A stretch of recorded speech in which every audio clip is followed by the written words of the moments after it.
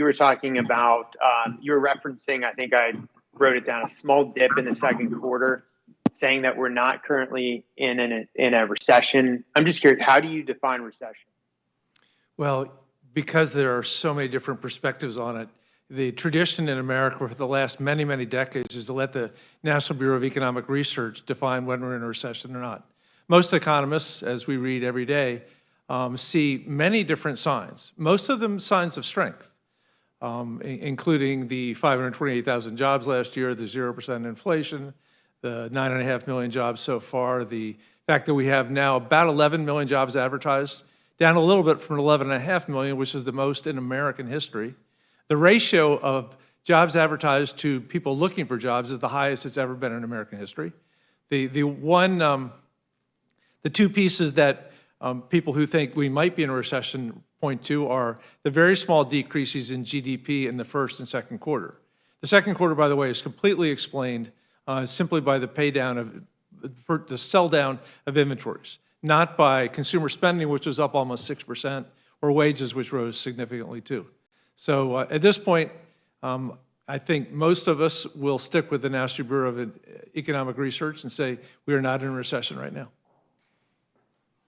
Yeah, the group you referenced actually called the 2007 recession years after that started. So you can take how helpful that group is on your own account. But would you stipulate that historically a recession has been defined as 2 consecutive quarters of negative GDP growth? No, I would not stipulate that. I'd say that 2 consecutive quarters of negative GDP growth has been taken as a minimum qualifier for a recession, but not sufficient unto itself. And by the way, every economist I know predicts a third quarter that will be much stronger, which will make the other 2 quarters seem irrelevant.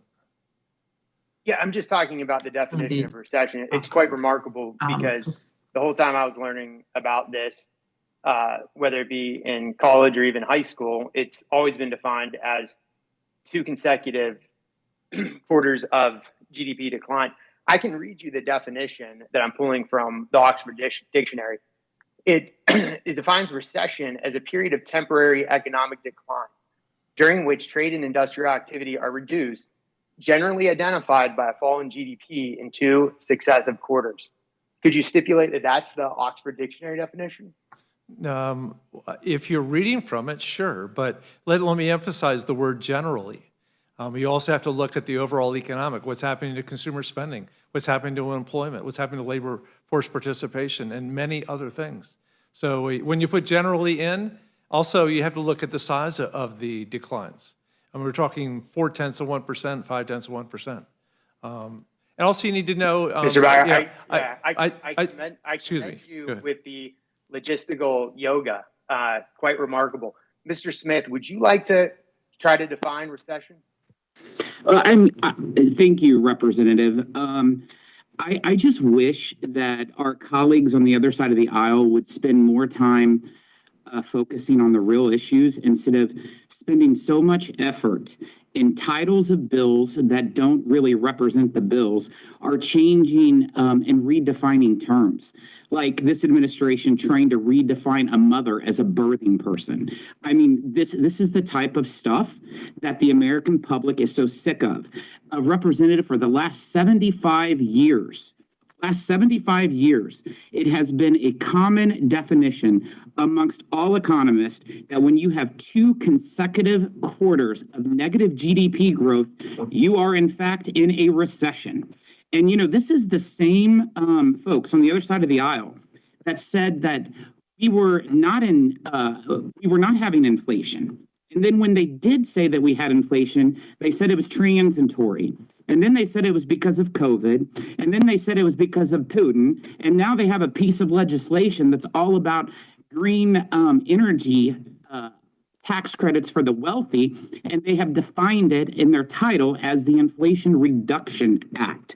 Let's focus on what's at hand. And if I could, Representative, this bill, the American people sees what's going on. This bill spends $745 billion whenever you look at the budget gimmicks and the fake sunsets. And it spends $745 billion. And what have we heard today is that we've taken polls, and the polls say that the American people want this. Well, I'd like to remind everyone, Representative, that just over a year ago, when they were trying to push through the first reconciliation bill, the American Rescue Plan, back in March, when it passed, March of 2021, we argued their poll numbers on the House floor. They continue to stand up on the House floor saying 64% of Americans want us to pass this $2 trillion bill that is supposed to defeat COVID. But less than 9% of it actually went towards healthcare and putting shots in people's arms. Well, guess what? Once the American people saw what they got in that $2 trillion bill, they weren't happy with it. In December of this year, 21% of Americans said that they benefited from that $2 trillion wasteful bill. But you know what was in that bill, Representative? What was in that bill was gifts to their buddies, their political friends, their donors. $250,000 for pickleball courts in Michigan. $2 million to plant trees in Syracuse, New York. And guess what? They made sure those federal prisoners got $783 million in checks. And who had to pay for it? The American taxpayer, because they have seen inflation go up 13.7% since Joe Biden has taken the oath of office. And that means they're paying more to put food on their table, clothes on their backs, and gasoline in their cars every day. And that's a real cost. $5,900 per family in just an inflation tax is going to cost all Americans this year, is what's projected. And that is more than a month's salary. More than a month's salary just because of reckless government spending. And what does this body want to do? They want to try to spin themselves out of an inflation crisis and tax themselves out of a recession. The American people ain't having it, and they're paying attention.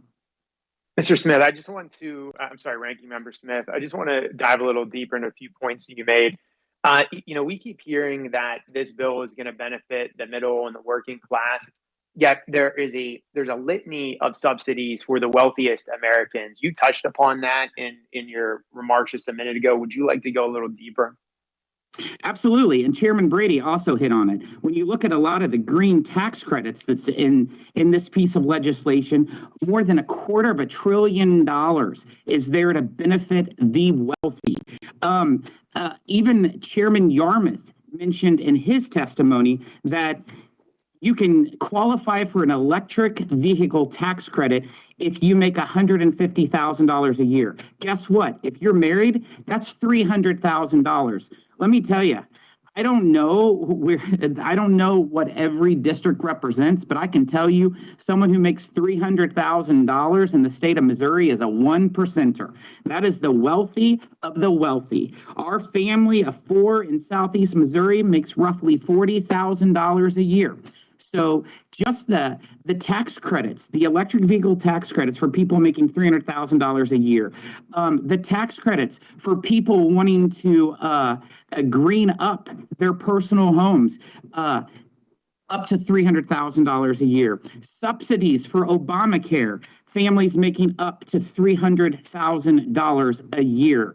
I mean, the list goes on. The large corporations that they say that they dislike so much, billions of dollars to allow them to use tax credits for their green opportunities. The thing about this legislation is that if you follow underneath the command and control of the Democrats and you follow underneath their green policies, you will benefit. But if you're not someone who wants to embrace all their green policies, you're going to face significant tax increases.